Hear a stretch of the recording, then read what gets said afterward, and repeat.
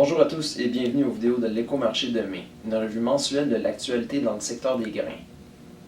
L'USDA a publié ses premières estimations pour la nouvelle année récolte dans son rapport mensuel sur l'offre et la demande dans le secteur des grains.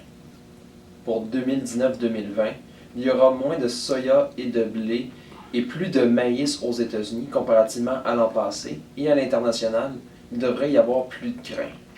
En somme, les grains ne devraient pas sortir de ce long cycle baissier cette année.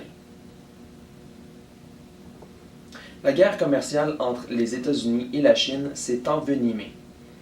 La Chine a retiré ses concessions qu'elle avait promises et les États-Unis ont répliqué par une hausse des tarifs. S'en est suivi d'une contre-attaque de la Chine qui va redresser ses tarifs.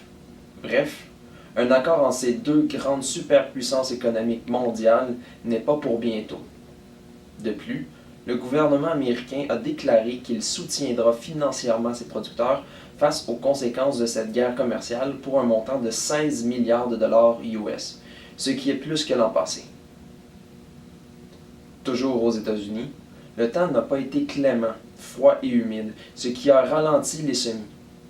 Le retard est de 32% pour le maïs et de 37% pour le soya par rapport à la moyenne quinquennale. On peut s'attendre à ce qu'un retard des semis de maïs cause un transfert des superficies semées de maïs en soya. Au Québec, les semis sont également en retard, pour les mêmes raisons que nos voisins du Sud.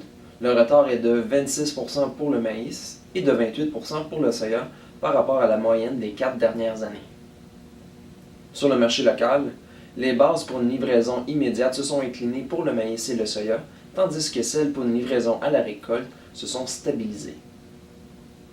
Ce fut un aperçu du mois de mai, j'espère que cela vous a plu. Si vous voulez lire notre texte complet, je vous invite à le consulter sur notre site internet au www.pjq.ca. On vous donne rendez-vous dans un mois pour l'édition de juin.